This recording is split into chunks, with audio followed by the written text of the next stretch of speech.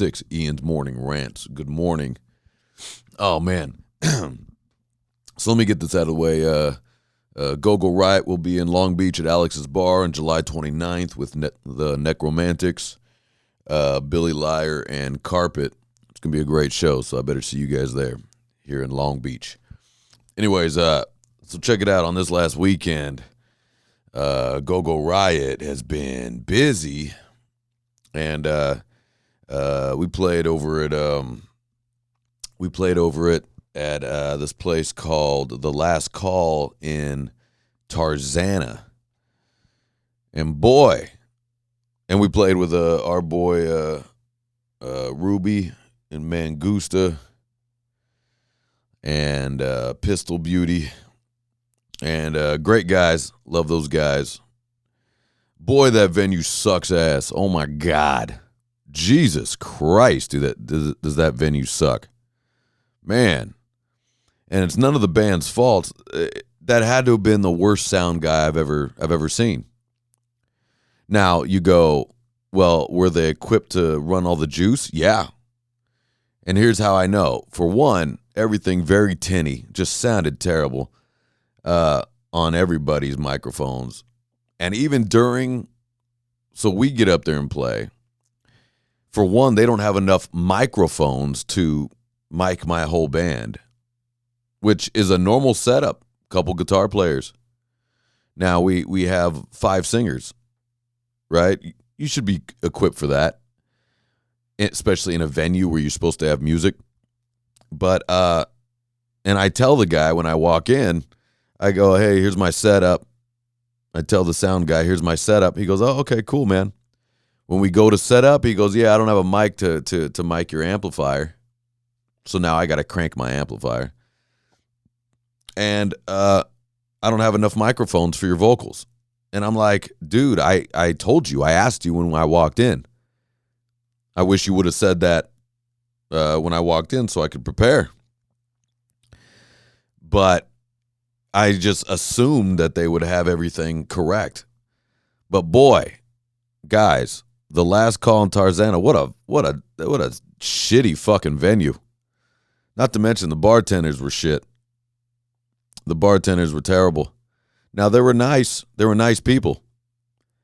But I would ask for a whiskey, and they'd give me a scotch. Like I go because they didn't have my Tullamore Dew Irish whiskey that I like. So I go, all right, man, let me get a, just give me the next Irish whiskey. They didn't know where to go with it. They didn't know where to go. So I go, well, look, surprise me with some good top shelf whiskey that I like. They fucking give me Glenlivet Scotch. I was like, boy, that's pretty far from Tullamore Dew Irish whiskey. So that's okay, whatever. But yeah, I mean, it was just the worst sound. I think I've been doing this a long time, guys. And boy, I've had bad sound at backyard parties sometimes, but you get kind of a pass because, like, when I used to do backyard parties, you get kind of a pass with the bad sound because, look, you're outside, you're just on a lawn or wherever the fuck you are, But this takes the cake. This is by far the worst sound I've ever had in the over 20 years I've been playing. I've played all over America.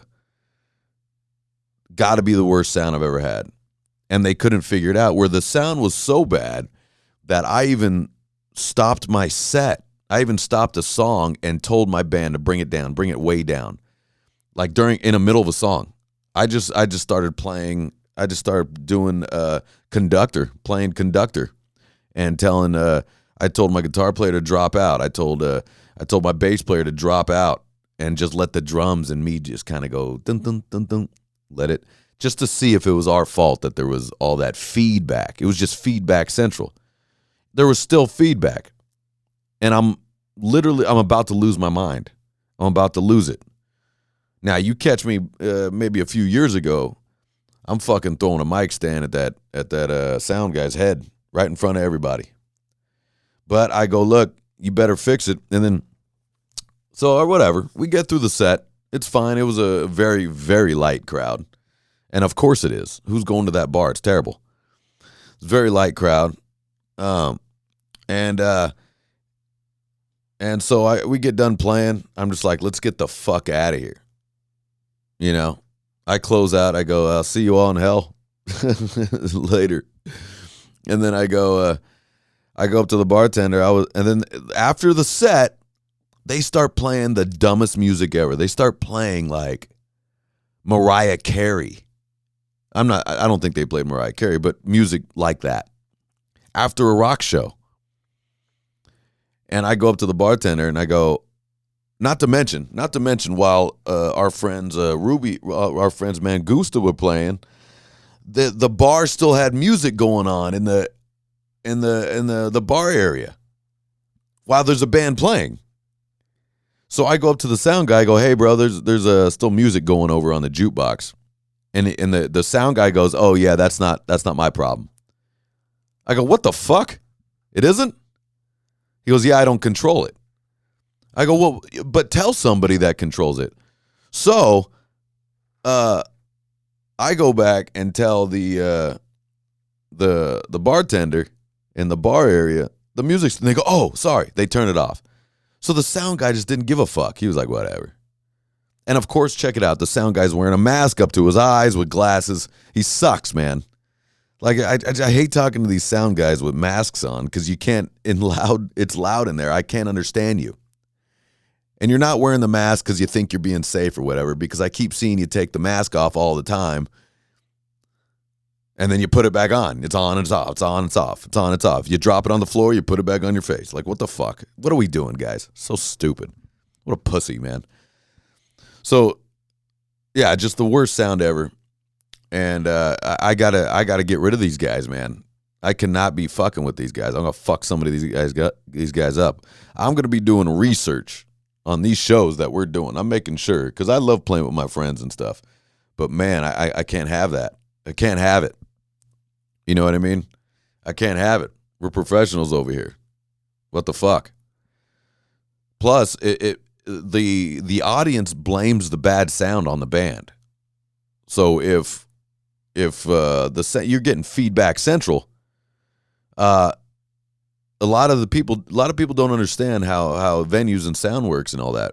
So they think the band is the problem. So they'll never come see you again. So it's up to us to do our research, man. I got to know who these sound guys are, because this is bullshit. The sound guys hold your future in their hands, pretty much. Songs that you've been working on, or records that you have out, you want people to buy or download these days. You want people to download. You want people to go watch your videos, whatever. And then they fuck with your sound. I take that personally, man. You know? So, but anyways, so I mean, it's not my boy Ruby's fault. He's just putting together a show with his friends. But man, that's the world's worst sound over at the fucking Last Call in Tarzana. Horrible. Woo! Not to mention a shitty bar. So when I was leaving, I went up, I told him, I go, this is great music to make people leave. You guys did everything you can to make people leave. So you guys definitely don't care about making money at this bar. So I go, and then so I go up to the bar and she laughs. So I think she's probably doing that on purpose. So I go, well, look, I'm happy that I'm never, ever going to see you guys again. And she laughed again, and my buddy standing next to me laughed. I go, yeah, later, guys, forever. Goodbye. You'll never be seeing me or my crew again. We're out. And I bet you that bar doesn't last it don't last another year. There's no way. And if it does, they're hemorrhaging money. There's no way that bar is making money. So, but anyways, and maybe it was just an off night. Maybe they had a bad sound guy and bad bartenders. Maybe that bar kicks ass. Who knows? But look, people weren't at the bar anyway, so it's up to bands to bring people in. And if you're scaring people off, well, forget it. You know? So anyways, so that was that. You know? And then next day, Saturday, we came back and had a little more to drink. So Saturday we woke up and got a little work. I did some work, worked out, ran on the beach even though I was a bit hungover. and then had some food and just handled business around here. And then the next day, we Go-Go Riot had an acoustic show. Guess where their acoustic show was? It was at a sober facility, which it was fun. It was fun to play, to be honest with you. But it was at our friend's sober facility, which, again, I didn't do my research. I didn't know it was a sober facility. And I still would have done the show. I got no problem with that. But it's funny. I posted, hey, come have drinks with me. I had no idea it was a sober club. So it's where people go, and it's not a halfway house, I don't think. It's more of a sober program area. And a lot of people showed up. They got pool tables. I mean, it's a great facility. And we played, and we had fun. It was cool. I got no problem with it. It was just funny. It was a sober facility. And I had no idea. I didn't know. I just took the gig, you know. And but that place is dead, and I saw a couple friends there. So shout out to Mark. What's up, Mark? Good for you, buddy. You looking good over there. But anyways, it was funny. So we played the show. I thought we played well. I thought the little crowd that was there enjoyed us. It's cool. And guess what we did? It was in Anaheim, so we had a wild hair up our ass. Here's our wild hair. We decided to go to Disneyland. So Go-Go Riot goes to Disney. So we decided to go to Disneyland, and we picked up a bottle of Tullamore Dew Irish whiskey right after we played a sober show. You know we did. So we went up and got a little Tullamore Dew Irish whiskey, filled up water bottles with it, you know, water cantinas, snuck that into Disney, went over to California Adventure and had a good time. We had a blast. You know, Daniel and Jenna and I, we went over and drank, rode those rides over there, had some good food. The food wasn't bad. Had one of those clam bowls, clam chowder bowls, you know, corn dogs, acted like a 5-year-old on whiskey. It's fantastic. So we had a good time, but it was funny to do that sober facility, which, guys, thank you for having us. Like, we had a good time. It was fine. It was cool. We'll play there anytime. But we didn't know. We didn't know it was a sober facility. So I definitely had a shot before I went and played. That's for sure. Had a couple. But so that's knocked that off my list, guys. Playing sober facilities.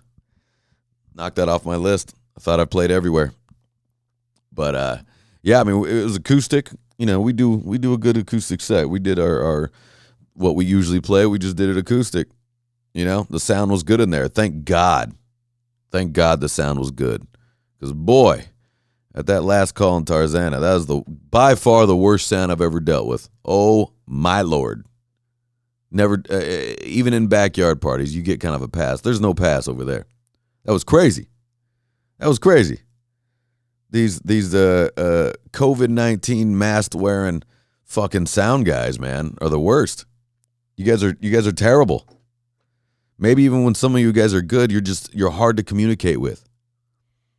And my theory is that's why you're wearing the mask, because you're a big pain in the ass. You know? Anybody that wears masks in clubs, you're probably a pain in the ass, right? You're probably no fun.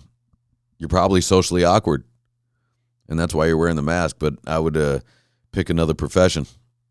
You know, if you got a problem, if you're afraid of humans, if you're afraid of breathing in humans, even though the mask is down by your chin and mouth, it's cool. I know what you're doing. You're just trying to show me you're far on the left. That's cool. I don't mind that you're far on the left. Maybe just wear a shirt that says, hey guys, I'm far on the left. I like Biden. It's cool. Just it's fine that it is. All you got to do is just take the mask off so I can understand what the fuck you're saying. And maybe you can understand me that I need 5 microphones for vocals. And don't just say okay and don't give it to me. But he's lucky he didn't catch a smack. Years ago, I would have gave him the business. But your boy's having a little, I'm doing a little therapy. I'm not doing actual therapy, but my own Or I'm just trying not to make a scene or make a problem. You know what I mean? But I do take that personally. You fuck with my sound, you fuck with my band, I take that very personally. We work hard, man. You know? So it's one of those things. Other than that, though, I got to be honest, I like experiences. It's fine. And I think we had a good time this weekend. You know, went to Disney. Fun. We had a good time. Although Disney, can I say something, though, about Disney? I've never seen so many people out of shape. And when I say out of shape, I'm not saying you have to be an Olympic gymnast. What I'm saying is you have to be at least be able to move your body. There are so many people in carts. They're in these rascal scooters where they've eaten themselves in the rascal scooters. Now, guys, I'm not going to make fun of you. I'm not making fun of you. But I'm saying this can't be good. That's not good. I've seen so many swollen ankles at this place. I'm going to say 90% of the people going to Disneyland are obese. They're obese. It's not that you just let yourself go. You're a little out of shape because you've been working too hard. You barely can get out of the chair, and you're young. You're my age. That's scary, guys. I'm not even going to make fun of you for being fat. What I'm saying is, don't you want to see your kids get married and grow older? Don't you want to see your kids maybe graduate college, or don't you want to be there for your kids? Don't you want to make your kids proud? Don't you want to make it so your kids aren't making fun of you? You know what I'm saying? Like, this is crazy what's happening here in America. This is crazy. I've never seen so many out of shape women. Let's just say for the women. Like, most of the women are bigger than the men that they're with. That's crazy to me, guys. Now, I know it's going to trigger some of you. I'm going to use that word. I'm going to get triggered. But look, truth be told, it's not good, right? We can all agree it's not good to be obese. When you let yourself go, I get it. You work hard. You ain't got time to get to the gym. I get it. But look, you don't have to go to the gym either. Take a few walks. You know what I mean? You got to move those muscles. You got to move that body. Because let me give you, maybe some of you guys don't understand this, but your heart needs to work less. You understand what I mean? So when you work out, you get your nervous system working. You get your blood pumping. Which means when you work out, you train your heart to work, to pump blood, and it's supposed to do that. So when you're just at rest, your heart doesn't have to work very hard. Your body doesn't have to work hard to stay alive. So when you're pushing 300 pounds and you're only 5'6", and you're stuck in a rascal scooter, that heart has to work very, very hard just to keep you alive.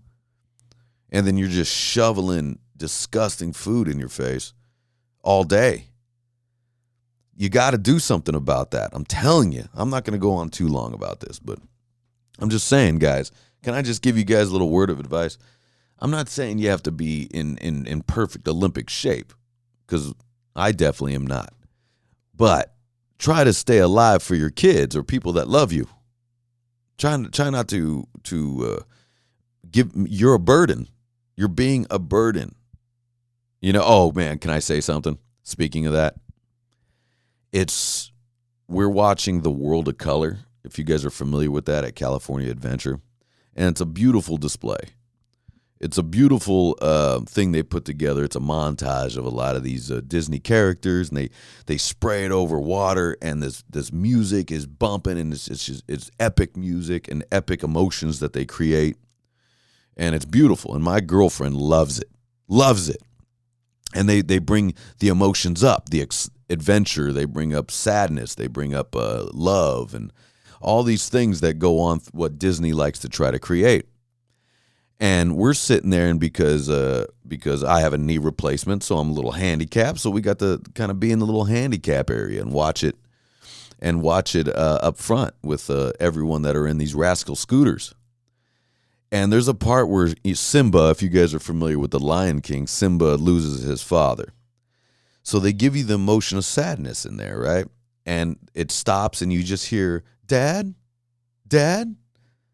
And that's when Mufasa dies in the movie and Simba has to go and see his dead father that Scar killed, right? Anyways, it's a touching moment, and it slowly starts to move into the love of in these Disney movies when they kiss in Beauty and the Beast when she finally says I love you and he wakes up, right? The Beast wakes up. And as they're doing that, one of these rascal scooters right next to us has to reverse. And in the reversing, much like a van sometimes, it goes beep, beep, beep, beep. It starts beeping because there's 20 more seconds left in this show. And this is the sad part. Now they're going to bring up the love part. While they start doing that, this rascal scooter, this big giant woman in a rascal scooter starts beeping, reversing out of there because she wants to beat the traffic to get out of here. And my girl's getting all teary-eyed, and then it totally pulls her out of there. She's like, what the fuck, man? And we're all everyone in the crowd just starts looking at this lady in this rascal scooter trying to reverse out of here. It's going beep, beep, and the place is quiet with emotion. And it's beeping out of there. Like, I don't even know if I can describe. And me and my brother look at each other, and we're dying laughing. Now, I'm a little upset because I enjoy this show, but we're dying laughing at this rascal scooter trying to reverse its way out, going beep, beep, just ruining everybody's emotional time.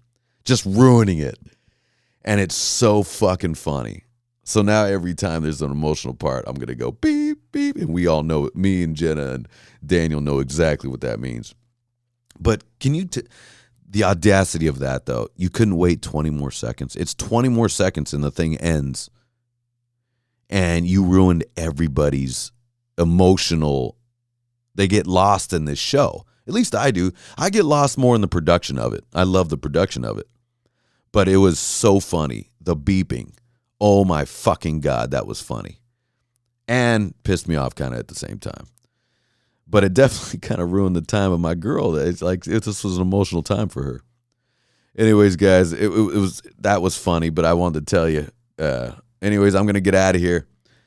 For you guys in Long Beach in the Orange County area, we'll be at Alex's Bar Friday the 29th with the Necromantics. And I'll see you guys there. Cheers.